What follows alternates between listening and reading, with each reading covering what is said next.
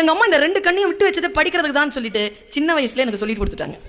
இந்த கண்களை வேறு எங்கும் மேய விடாமல் கற்பதில் கவனம் வை, அதற்காகத்தான் உன் கண்கள் உனக்கு இருக்கின்றனே என்று சொல்லி தந்தவள் தாய். நல்ல ஞாபகம் வச்சுக்கோங்க.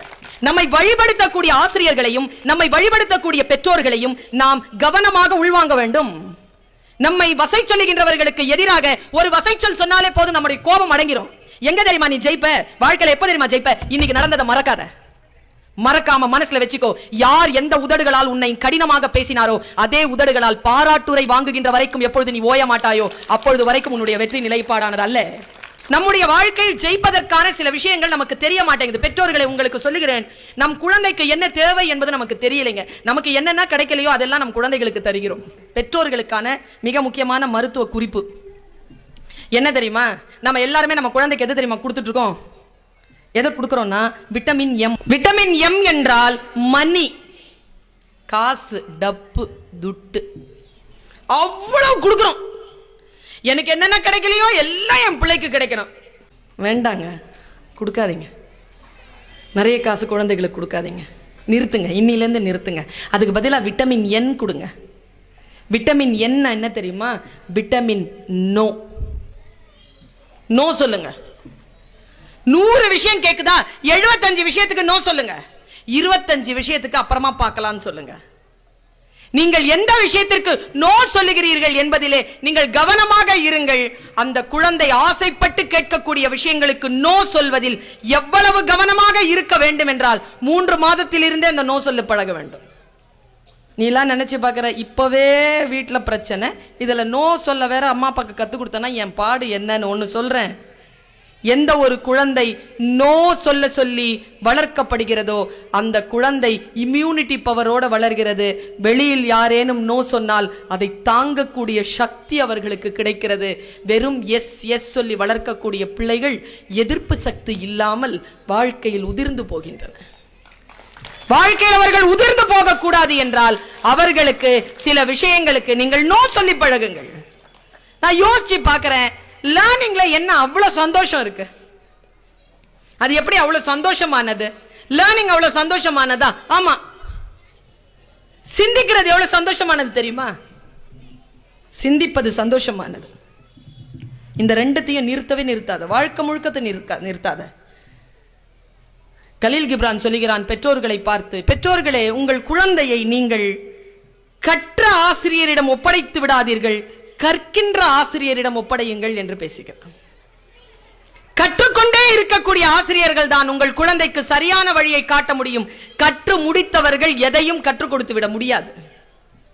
கற்றுக்கொள்வது என்பது எவ்வளவு அற்புதமான விஷயம் என்பதற்காக சொல்லுகிறேன். சாக்ரட்டிஸ்னு ஒருத்தர் தான் தெரியுமா? யாரு?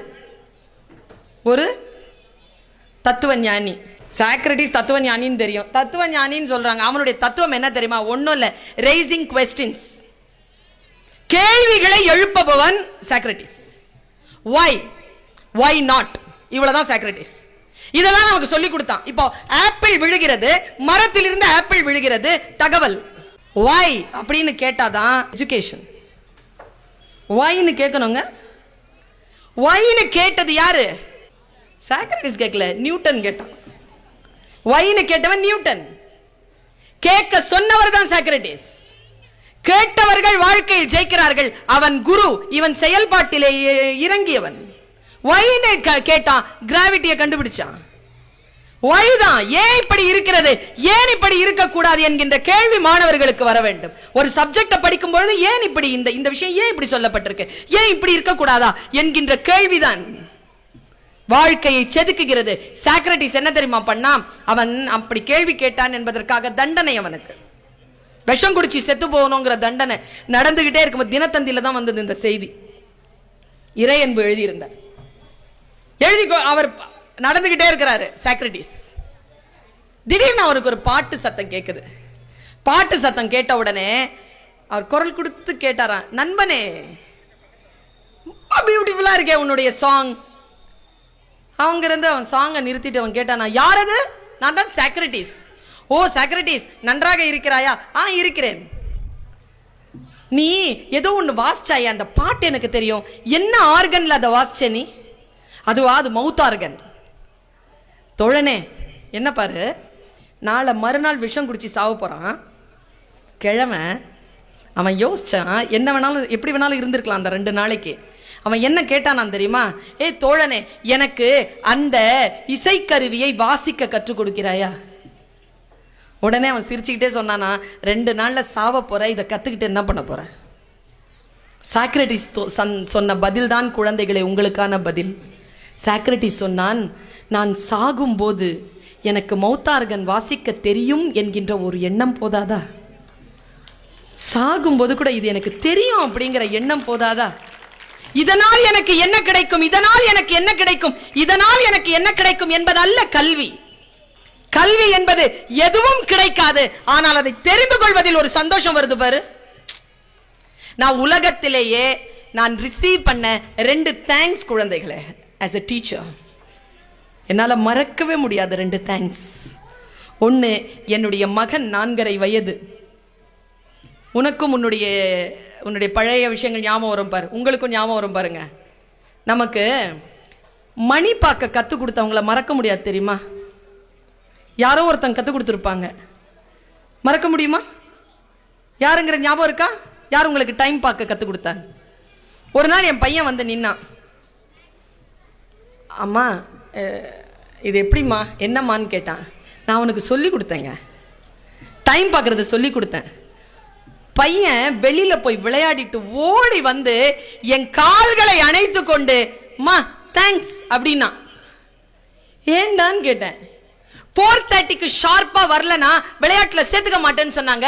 எனக்கு 4:30 எப்படி ஆகும்னு சொல்லிட்டு நீ சொல்லி தந்தல்ல, அதுக்கு தேங்க்ஸ் அப்படின்னா. நான் மறக்க முடியாத ஒரு நன்றி என் பிள்ளையிடம் இருந்து வந்து சேர்ந்தது. ஒரு விஷயத்தை நான் அவனுக்கு கற்றுக் கொடுத்த அந்த கணம். குஜராத்ல இருந்து வந்த ஒரு பொண்ணு, அவளுக்கு எழுத படிக்க தெரியாது தமிழ். நான் தமிழாசிரியராக நின்று எழுத படிக்க கற்றுக் கொடுத்தேன். பேசிக் தமிழ் கற்றுக் கொடுத்தேன்.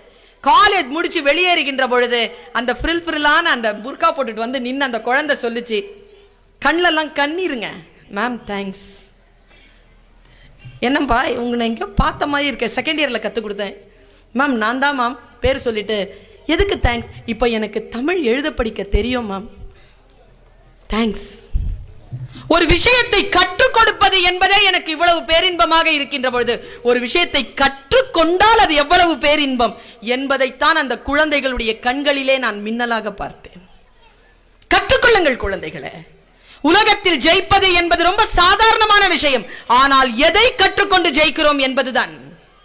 பல நேரங்களில் நம்மை ஜெயிக்கக்கூடிய ஒன்று, ஏதோ ஒன்று நம்மிடத்தில் தான் இருக்கிறது, ஆனால் அதற்கான அடையாளம் நமக்கு தெரிவதில்லை.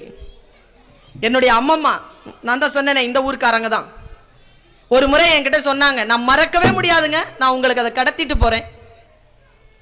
என் அம்மம்மா சொன்னாள், ஒரு முறை ஒருத்தனுக்கு ரொம்ப பசிச்சுதான், பசிக்குதுன்னு நினைச்ச உடனே அவனுக்கு சோறு வந்துருச்சான். சாப்பிட்டானா, தண்ணி அப்படின்ன உடனே தண்ணி வந்துருச்சான். தண்ணி குடிச்ச உடனே டயர்டா இருச்சான். ஸ்வீட்ஸ் ஏதாவது இருந்தா நல்லா இருக்கும், ஸ்வீட்ஸ் வந்துருச்சான். ஸ்வீட்ஸ்லாம் சாப்பிட்டுட்டு கொஞ்சம் தூக்கம் வர்ற மாதிரி இருக்கு அப்படின்ன உடனே கட்டில் வந்துருச்சான். படுத்துட்டான், கை கால்லாம் வலிக்குதே அப்படின்ன உடனே தேவதைகள் வந்துட்டாங்களாம் கால் கை அமுக்கிறதுக்கு. தூங்கிட்டான். முழிச்சு பார்த்தா நட்ட நடு காட்டுல கட்டில கிடக்குறான், ஒரு மரத்துக்கு கீழே. உடனே பார்த்துட்டு பயந்து, நாய் நரிலாம் வந்துருச்சுன்னா, நாய் நரிலாம் வந்துருச்சு. ஐயோ நாய் நரி நம்மளை சாப்பிட்டுருச்சுன்னா, நாய் நரி சாப்பிட்டுருச்சான். கதை முடிஞ்சுது. அவன் ஏன் அப்படி செய்தது, எல்லாம் ஏன் அப்படி நிகழ்ந்தது என்றால், அவன் நின்று கொண்டிருந்ததும் படுத்து கொண்டிருந்ததும் கற்பக மரத்திற்கு கீழ் எது நினைக்கிறானோ அது நடக்கும். இப்போ நான் எனக்கோ உங்களுக்கோ எந்த கற்பக தருவும் கண்ணில் கிடைக்காது. ஆனால் நம்முடைய மனம்தான் குழந்தைகளை நம் கற்பக தருவோம். எது உன் மனம் நினைக்கிறதோ அது உன் வாழ்க்கை உன் காலடியில் கொண்டு வந்து போடும். எதை நினைக்கிறாய் என்பதிலே நீ கவனமாக இரு. உன் கவனம் சிதறுகிறது. பாய்ஸ்க்கு சொல்ற, உன் கவனம் சிதறுகிறது. யாருக்கு கவனம் சரியாக இருக்கிறதோ அவர்கள் தான் வாழ்க்கையில் ஜெயிக்க முடியும். கவனத்தை சிதறுகின்றவர்கள் வாழ்க்கையை சிதறடிக்கிறார்கள். ஒரே நிமிஷம் தான், ஒரே வினாடி தான் கவனம் சிதறனா ரோட் ஆக்சிடென்ட். ஒரு நிமிஷம் தான் சிதறனா ட்ரெயின் மிஸ். 1 hour தான் சிதறிடுச்சுன்னா எக்ஸாம் எழுத முடியாது. ஒரு நாள் தான் கையெழுத்து போடலன்னா சீனியாரிட்டி கிடைக்காது. 1 இயர் ஃபெயில் ஆனவங்களை போய் கேட்டு பாருங்க, என்னன்னு தெரியும். கவனத்தை சிதற விடுகின்ற பொழுதுதான் வாழ்க்கை சிதறுகிறது. கவனத்தோடு இரு. எனி டைம் என்ன வேணாலும் நடக்கட்டும், உன் கவனத்தை மட்டும் சிதற விடாது. ஒரு பள்ளிக்கூடத்தில் ஒரு வாத்தியார் கிளாஸ் எடுத்துகிட்டே இருக்கும் பொழுது சொன்னாராம், நீ இந்த பீக்கரில் ஒரு ஆசிட் வச்சுருக்கேன், அந்த ஆசிடை எடுத்து வாயில் போட்டு தொட்டு பார்த்துட்டு என்ன டேஸ்ட்டுன்னு எழுதி வை, நான் பிரின்சிபல் ரூம் வரைக்கும் போயிட்டு வந்துட்டேன். ஒரு கெமிஸ்ட்ரி டீச்சர். எல்லாரும் ஓகே சார்ன்ட்டா. டீச்சர் வெளில போனால் போதும் அவங்களுக்கு. ஓகே சார்ன்ட்டா. ஒருத்த மட்டும் கேட்டான், சார் ஆசிடுங்கிறீங்களே தொல்லாமா வாயிலன்னு. டேய் விஷமா கொடுப்பேன், தொட்டு எழுதுறா அப்படின்ட்டு போயிட்டார் அவர். எல்லாரும் புளிப்புன்னு எழுதி வச்சாங்க. மாஸ்டர் உள்ள வந்தார். என்னடா என்ன டேஸ்ட் அப்படின்னாரு. புளிப்பா இல்லையே அப்படின்னு நேராக போய் பீக்கர்லேருந்து அவர் வாயில் வச்சுட்டு டேஸ்ட்லெஸ்ன்னு எழுதினாரு.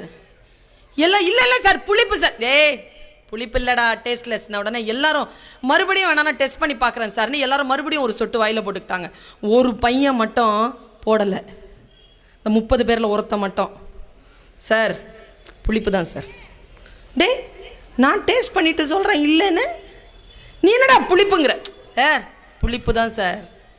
பசங்கள்லாம் பாதி பீக்கர் காலி பண்ணிட்டாங்க மறுபடியும் டேஸ்ட் பண்ணி. இவன் சொன்னா இல்லை சார் புளிப்பு தான் சார். எப்படிடா சொல்கிற? நான் டேஸ்ட் பண்ணது எல்லாரும் பார்த்தாங்க, இப்போ நான் தப்புங்கிறியா? நான் டீச்சர் தப்பா? இல்லை சார் நீங்கள் தப்பு பண்ண மாட்டீங்க, ஆனால் ஒன்றே நடந்துருச்சு சார், நீங்கள் டேஸ்ட் பண்ணவே இல்லை சார். டேய் கையை போட்டு வாயில் வச்சனடா. இல்லை சார் நீங்கள் போட்ட விரல் வேற வாயில் வச்ச விரல் வேற சார்னா. இதுக்கு பேர் தான் கவனம். அவர் ஆள்காட்டி விரலை பீக்கருக்குள்ளே விட்டுட்டு நடு விரலை எடுத்து வாயில் வச்சிருக்காரு. அவருக்கு டேஸ்ட்லெஸ்ஸாக தான் இருந்திருக்காது. எல்லோரும் ஆசிரியர் செய்வதை சொல்வதை கேட்டார்களே தவிர இவன் தான் செய்வதை பார்த்தான். பார்ப்பது கவனம். கான்சென்ட்ரேஷனோட யார் இருக்கிறீங்களோ அவன் தான் ஜெயிக்கிறான். உனக்கோ முதல் மதிப்பெண் வாங்கக்கூடிய பிள்ளைக்கும் இருக்கக்கூடிய ஒரு சிறிய வித்தியாசமே கவனம் மட்டும்தான், வேறு எதுவுமே கிடையாது. ஒன்றை கவனத்துடன் புரிந்து கொள்வது. நீ எங்கே உன்னுடைய கவனம் சிதறுகின்ற பொழுது எப்படி மதிப்பெண்கள் வரும்? முக்கியமா பயப்படாதீங்க. இந்த ஃபர்ஸ்ட் மார்க் வாங்குற பிள்ளைய பார்த்து பயப்படாதீங்க, மிரட்டக்கூடாதுங்க. வெற்றிகளால் இந்த உலகம் மிரட்டப்பட்டிருக்கிறது.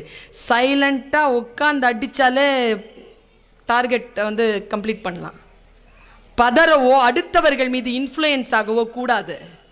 நமக்கான வாய்ப்புகள் கிடைக்கின்ற பொழுது அந்த வாய்ப்புகளை முழுமையாக, நான் ஒன்னு சொல்றேன், அந்த பிள்ளைக்கு 96 தான் அவளுடைய உயரம் என்றால் அவ 96 வாங்கிட்டு போட்டோம். உன்னுடைய உயரம் 60 என்றால் நீ 59 வாங்கி விடாதே, அந்த உயரத்தை தொட்டுட்டு போன்ற. அதுக்கு பேர் தான் வெற்றி.